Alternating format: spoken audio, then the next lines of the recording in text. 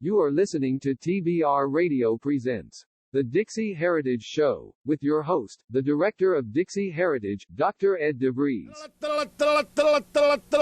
Trumpet fanfare update time. Here we go, ladies and gentlemen.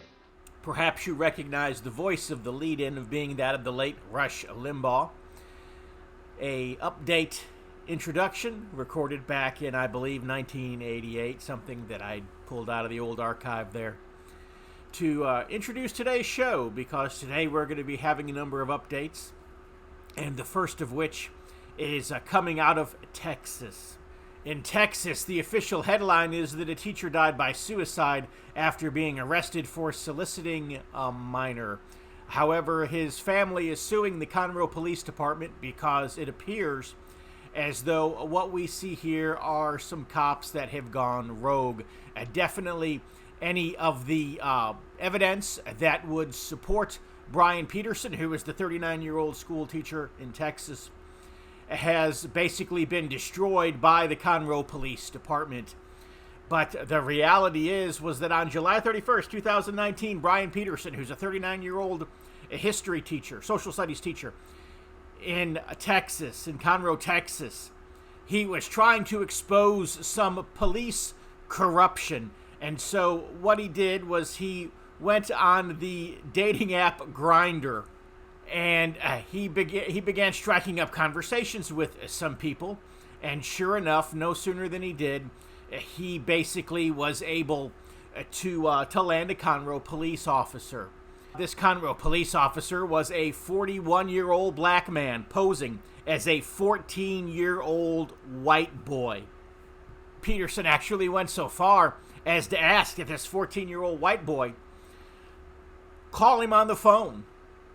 And he wanted to hear his voice, and sure enough, he knew immediately that he was talking to an older black man and that the whole thing was a setup.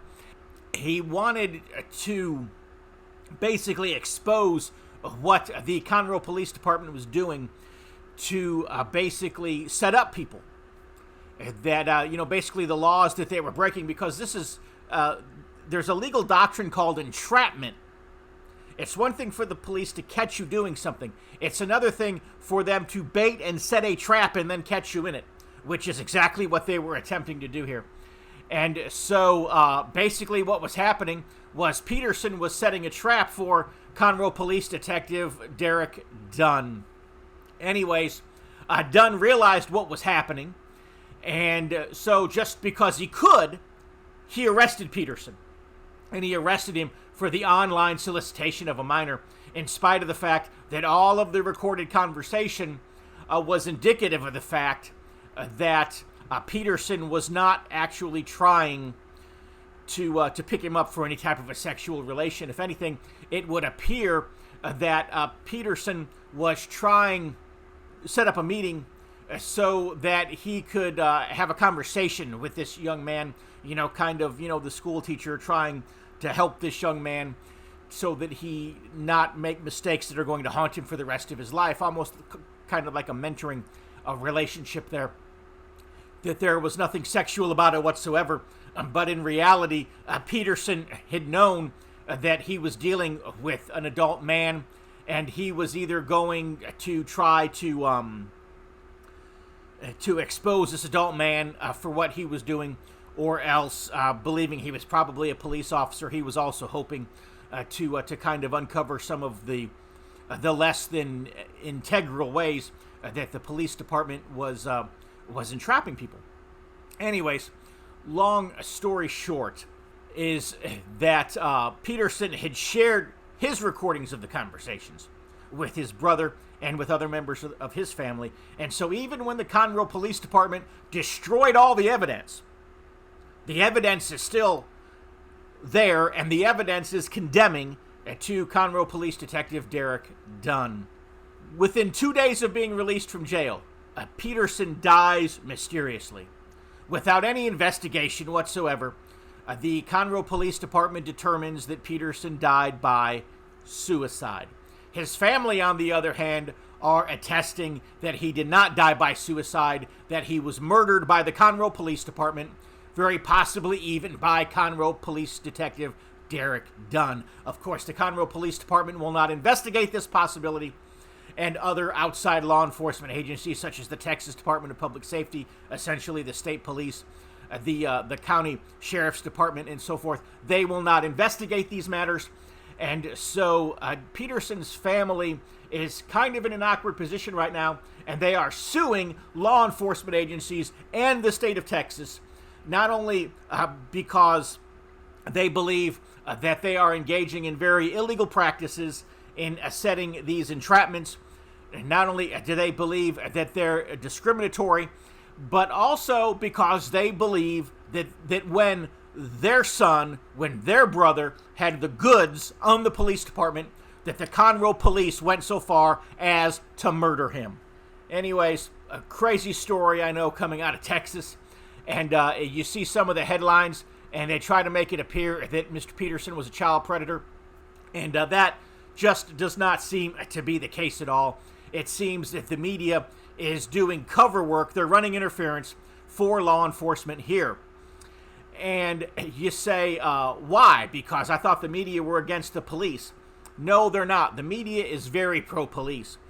But the media appears to be anti-police when it fits their other narratives.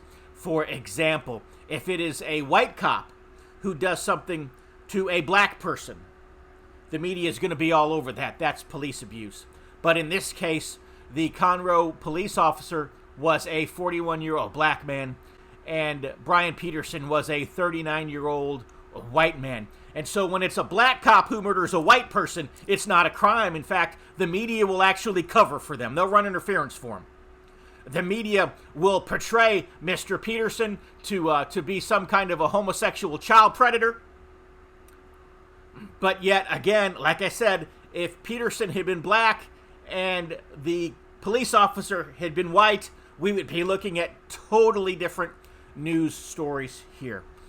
Anyways, I'm sure this is something that if it's of interest to you, that you'll do the searches and you'll go looking at this stuff online yourself. Just understand that the story is not as the media is reporting it. So let's go to a commercial break, and then we'll be back with another news update. Open your web browser and type in www.barnesreview.org and discover the Barnes Review magazine. In the Barnes Review, you will read vignettes of man, from the prehistoric to the very recent, from forgotten races and civilizations to first-person accounts of World War II and the late Cold War. There is no more interesting magazine published today, nor a more significant and important subject than real history. So visit www.barnesreview.org and subscribe to the Barnes Review. You can subscribe to receive the Barnes Review magazine in its print form, or in convenient electronic delivery. Our host has been a subscriber to both formats for years. So visit www.barnesreview.org and subscribe to the Barnes Review.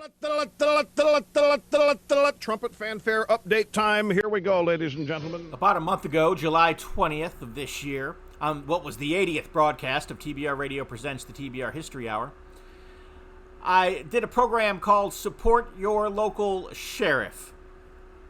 And I basically explained the primary difference between a police department and how it functions, and how that lends itself to abuse versus a sheriff's office, and how a lawfully elected sheriff who is accountable to the people he serves can actually be a protection against police abuse. But in last week's DIXIE Heritage newsletter, I talked about one sheriff that we definitely will not be supporting, and that is in North Carolina's Mecklenburg County Sheriff Gary McFadden. There was an angry mob of, the media says at least 70 people, there may have been more, but at least 70 people gathered in Cornelius, North Carolina last week on Wednesday, and they were just an angry mob calling for the removal of the Confederate monument in downtown that's been there for the last 111 years.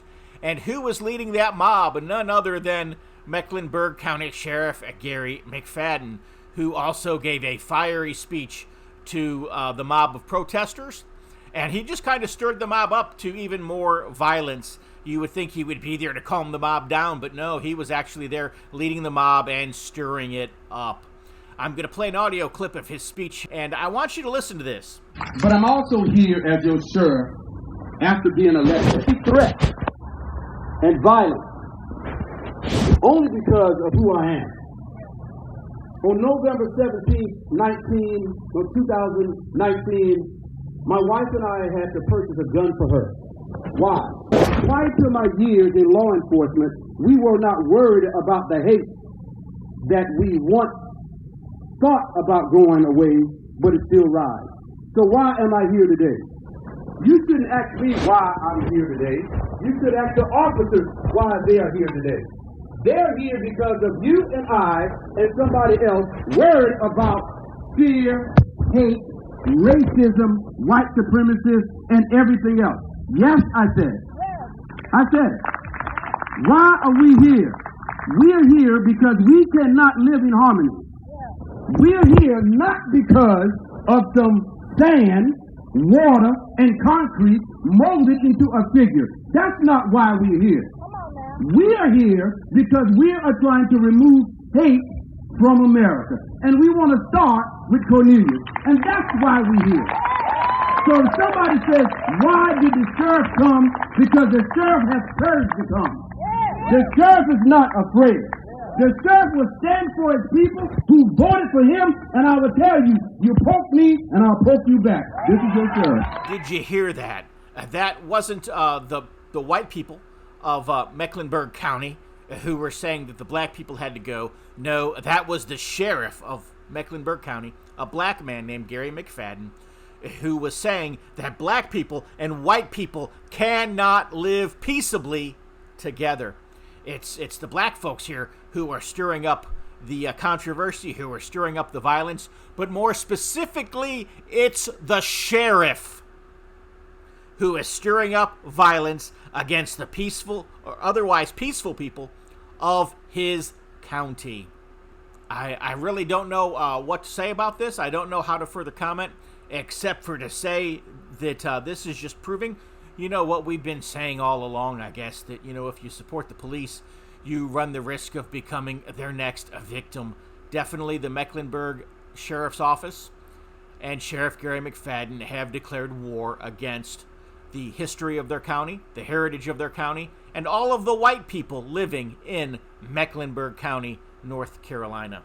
The sheriff of Mecklenburg County is a black man who has deputized an army of black deputies, and now it appears that he is about to, if he's not already leading it, against the citizens of Mecklenburg County. This was definitely a shot across the bow, if you will. They say there's a coming race war in America. It appears that it's already started, and in this case, it's being led by none other than, quote-unquote, law enforcement. Extra, read all about it. If you're like me, and I'll bet you are, you like to be on the cutting edge of honest news and accurate information. 26 times a year, the American Free Press newspaper can be delivered to your door, packed with the kind of uncensored news that I know you're going to appreciate.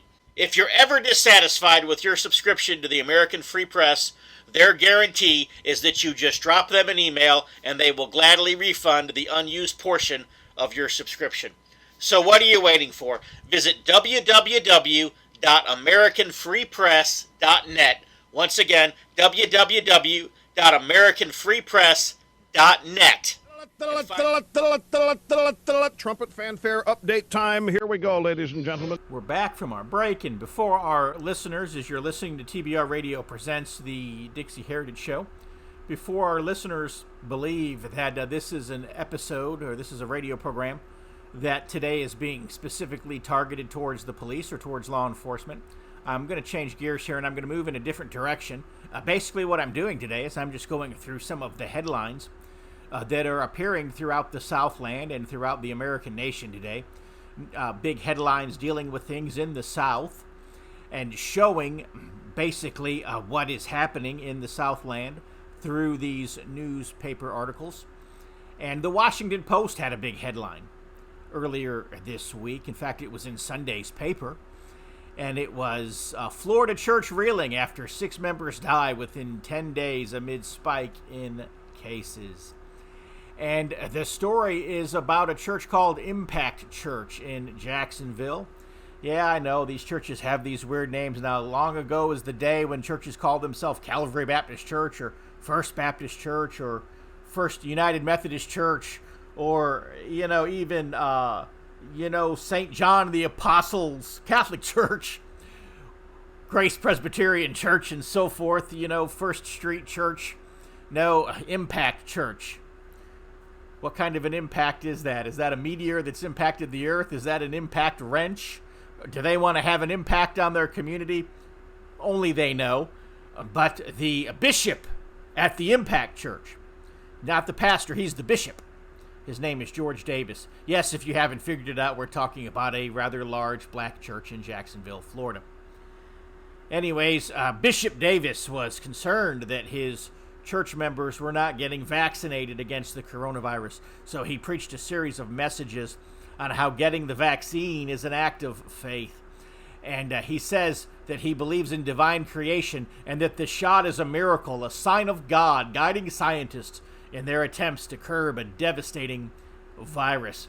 And yet the large majority of his non-denominational congregation were still hesitant about receiving the virus. Now, Davis claims that his church congregation numbers more than 6,000. I really don't think that's the case. They may have that many members. I guarantee they don't have that many in attendance. Be that as it may, several of Davis's congregants were hesitant to get the virus. And so now apparently there has been an outbreak within the church with 10 people supposedly dying of COVID within their congregation. And all but a couple of them apparently were under the age of 35. Anyways, Bishop Davis had actually used his church, his building, and they had been a COVID vaccine distribution center, if you will. And he has been a very big vaccine pusher throughout the city of Jacksonville. And now we're seeing that there is a alleged COVID outbreak even within his own congregation. The reason I'm pointing this out is because this headline is going somewhere. This story is going somewhere. There's a reason that the Washington Post is making a big deal about a church that has COVID deaths. The truth is there are probably people who catch COVID and who may even die of it or who are dying of something, and they're blaming it on COVID. But in any event, every church has people within it who die. A church as large as this Impact Church certainly is going to have some people die within it. Every university is going to have deaths within it. Every school is going to have deaths within it. Every company of any size is going to have employees who die or who get sick. That's just a reality. So why are they making such a big deal about a church, and specifically a Florida church?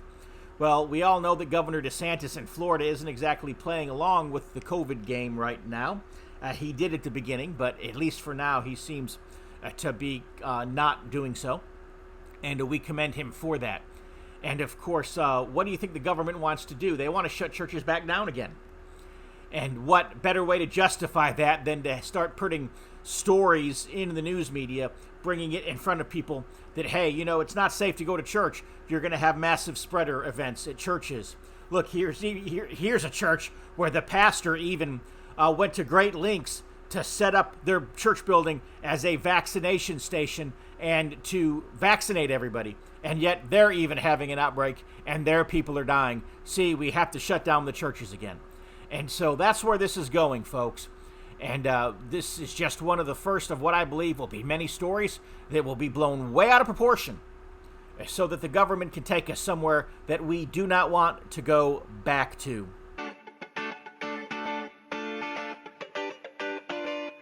I've got on the phone with me today Dr. William Von Peters, and Dr. Von Peters has been my doctor for the last, I guess, about 10 years now.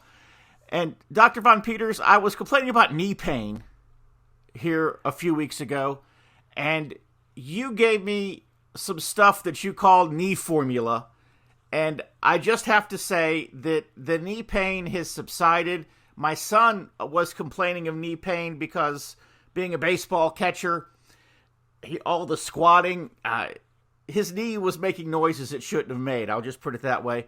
And so I started sharing it with him, and he has said that he feels a lot better now. So tell us about the knee pain, and tell us why our pain is going away. Well, actually, the product is a homeopathic formula that I developed originally because my wife had knee pain, and so she was complaining about it, and so I sat down, did the research, put the formula together, and so she was kind of the guinea pig on the thing for her. What it basically does, it's designed both to deal with pain in the knees, as well as dealing with swelling of the tissues around the knee, where you get the water on the knee and that kind of thing. It's also very effective in taking water from throughout the body, as well as such around the ankles. The caveat on it is that if a woman is breastfeeding, she should not take it because it will actually dry up her milk because it's that effective. It'll pull the water out of her breast so the milk dries up. Other than that, there is no caveats on it or problems, counterindications, or anything like that. It's just a homeopathic electropotency designed for the knees to, as I said, to deal with both pain and the swelling. So I want to ask you one more question, because I was always under the impression that having water around your joints had a cushioning effect and was a good thing, but yet I guess you could say the science or the thinking behind your product is doing the exact opposite. Well, obviously you need some fluid in your knees and whatnot because it should be there. The problem, of course, is that when they begin to swell, the tissues begin to swell around it and so forth, you're getting excess fluid that has to be taken off. That's why many times if someone goes to the MD, they'll actually try and drain that fluid off the knee. Okay. And so tell us, how does someone who's listening to us today, how do they get their own? Yes. The website is www.LifeQuest, QUEST, formulas, plural, .com. LifeQuestFormulas.com, and just look up knee formula, and we'll get it shipped out to you. All right. Well, I definitely want to encourage all of our listeners to try the knee formula because I've tried it myself, and I can be a first-hand testimonial that it works. www.lifequestformulas.com.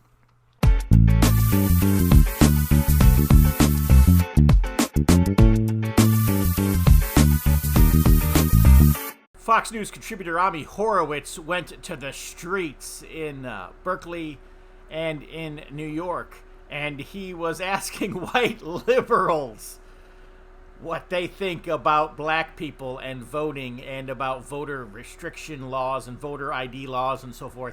And then he went and he asked a group of black people, whether or not they have IDs, whether or not they have access to the internet, whether or not they're okay with showing their ID when they vote. Basically, what is your reaction to what these white liberals just said about you? It's going to be an interesting couple of minutes. Do you have an opinion on voter ID laws? Yeah, they're usually pretty racist and they're bad. I think voter ID laws are a way to perpetuate racism. Would you go as far as say those laws are racist? For sure. Do you think it suppresses the African American vote? Definitely. Tell us how. Because they're less likely to have state IDs. Minority voters are less likely to have the kinds of IDs that have been described or required. These type of people don't live in areas with easy access to DMVs or other places where they can get identification. You can always get IDs you do over the internet. Does that also make it difficult for black people in particular? Yeah, you have to have access to the internet. You have to be able to pay an internet service provider for certain fees. Do you think that's harder for black people to go online? Well, I feel like they don't have the knowledge of how it works. A lot of people have smartphones, but you might not have data. For most of the communities, they don't really know what is out there just because they're not aware or they're not informed. I also think there's a repression of black voting with how if you're a convicted felon, like you're not allowed to vote and everything. And when you look at swing states like Florida, that's a huge population of the like African Americans. Now I'm here in East Harlem to ask black people their thoughts on what you just heard. Do you have ID normally? You carry ID around? Yes, I have state ID. Do you carry ID? Yes, I do. Do you know any black person who doesn't carry ID? No. Everyone that I know has an ID. Why would they think we don't have ID? That's a lie. Why would they say that? Do you have ID? Yes. Because I have my ID and my friends have their ID, so like, we know what we need to carry around. Everybody that I know have ID. Like, that's one of the things you need to walk around with New York with, ID. Do you know any black adult who does not have ID? No, I don't. Is it a weird thing to even say that? Yes, it is. What is this, some type of trick candy camera? I know, right? That's the only thing I brought with me. Those are legit IDs. I heard a lot also that black people can't figure out how to get to the DMV. Really? What does that say to you? I know it's that, on 25th Street. Do you know where the DMV is around you? It's on 125th Street and 3rd Avenue, I believe. You know how to get there? Yeah. Would you have a problem getting there if you had to get there? No. I know these sound like silly questions. You know how to get to the DMV? Of course. You know where it is? Yes. You can get there? Uh-huh. No problem. No problem. Just checking. Okay. And I also heard a lot that black people, especially poor black people, have no access to the internet, can't figure out how to use the internet. That's just stupidity, honestly. Everybody has access to the internet. Even a little kid can figure out how to work the internet. I had access to the internet for years. You know how to use it properly, right? Exactly. I do it at work. So, of course, I know how to use it. My kids know how to use it. They all have iPads, iPods, whatever. Your phone has data? Mm-hmm. You can access the Unlimited. internet unlimited data. Mm-hmm. I use my phone as a hotspot. What does that say to you for the people who have this perception of black people? They're pretty much ignorant. That's my thought process on it. I just think that's ignorant. Ignorant. Ignorant. That's the word I'm hearing a lot. Ignorant. Very, very ignorant. Does it sound racist for somebody to say that? I think it is a little racist because, you know, you're putting people in a category and you have no idea what you're talking about. Maybe a little bit of racist in it, but like I said, I think it's more stupidity and ignorance. You're judging somebody, like, but you're judging them because they're black, saying that they don't got it. What people are they talking to? Who are these people talking to? Do you have a problem that if you go to vote and they say, can we please see your ID to make sure you are who you say you are? Are you Love cool? showing my ID. You got no problem with that? Nope. Would you have a problem if when you go to vote, if they say, can we please just see your ID to make sure you are who you say you are? Do you have an issue with that? No. Would you have a problem if there was a rule where you have to show your ID in order to vote? I don't think so. No. Would you have an issue if there was a rule saying you got to show your ID before you vote? Nah. Are you cool with that? Yeah. Phone with our good friend Clint Lacey. So your newest project is you've started a publishing company, Foothills Media, and you'll be publishing 3 tremendous books. The first of those is your book, The Beginner's Guide to False Flags. Why don't you tell us just a little bit about that book? If you were wondering how we ended up at this point in our history and everything's going on, Beginner's Guide to False Flag takes you from the beginning of the country until the election of Donald Trump, Charlottesville, the rise of the communists, and the Russian collusion hoax. The rape of Delaware County is a story in which a United States veteran defended himself against a known drug felon, only to find out that the local police were in on it. Crooked prosecutors, and one of those prosecutors was actually arrested coming back from an island in the Caribbean in a murder for hire plot. And it just details just how corrupt one small county can be. And in the book, I said that Delaware County, Oklahoma, in the past was a safe haven for outlaws from Missouri and Arkansas. And what the reader will find out, it still is. Blood in the Ozarks, expanded second edition, 156-year-old government cover-up in which out-of-control Union officer led his men to murder men, women, and children at a Christmas gathering in the Missouri Ozarks. I founded Foothills Media in 2019 because I'm dedicated to bringing you the truth. Thank you, Clint. I know that our listeners are going to want to check out Foothills Media, so tell them how they can do so. Well, you can visit us at foothillsmedia.net. That's it, folks. We're out of time for this week's TBR Radio Presents the Dixie Heritage Show. Go to our website, www.dixieheritage.net, and come back again next week, same time, same place. We'll have another great show for you. Until then, God bless.